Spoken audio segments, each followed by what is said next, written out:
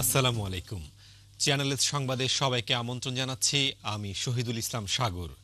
শুরুতেই যথারীতি সংবাদ শিরোনাম।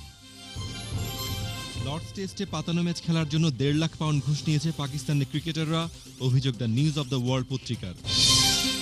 ৫ দিন পরই চূড়ান্ত হবে টাওয়ার হ্যামলেটসের মেয়র পদের লেবার পার্টির প্রার্থিতা। সর্বাধিক আলোচনায় জন বিগস, লুৎফুর রহমান, হেলাল আব্বাস ও মাইকেল কিপ। বর্ণবাদ বিরোধীদের তুমুল প্রতিবাদ ও বিক্ষোভের মুখে ব্র্যাডফোর্ডে পণ্ড হল বর্ণবাদী সংগঠন ইডিএল এর সমাবেশ। এবং সপ্তম সংশোধনী বাতিলের রায়ের নির্দেশনা অনুযায়ী অবৈধ ক্ষমতা দখলদারদের বিচারের সিদ্ধান্ত নেওয়া হবে, বললেন আইনমন্ত্রী ব্যারিস্টার শফিক আহমেদ।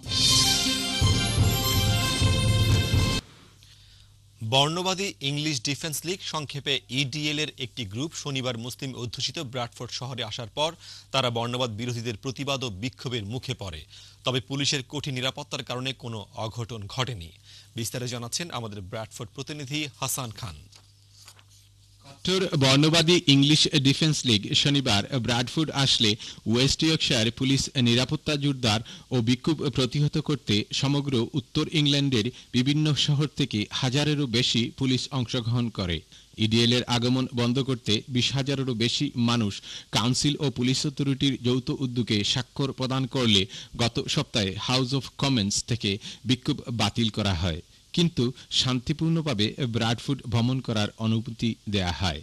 মূলত বর্ণবাদী ইডিএল দলটি ব্র্যাডফোর্ডের মুসলিম জনগোষ্ঠীকে উস্কানি প্রদান করতে এই শহরে আগমন ঘটলে পুলিশ কর্তৃক ৫ জন দাঙ্গাকারীকে গ্রেফতার করা হয়। স্থানীয় ব্যবসায়ী কাস্টমার কেনাকাটা করতে না আসায় ক্ষতিগ্রস্ত হন, তবে মারাত্মক কোনো দুর্ঘটনার সংবাদ পাওয়া যায়নি। Bradford is a peaceful multicultural city and therefore there are no rooms for racists such as EDL.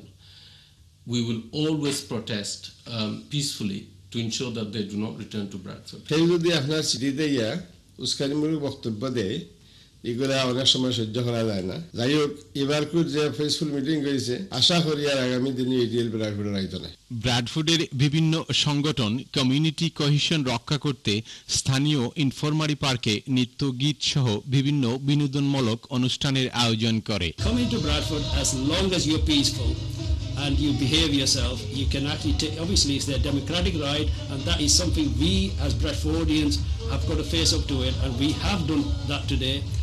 Hassan Khan, Channel S News, Bradford, West Yorkshire.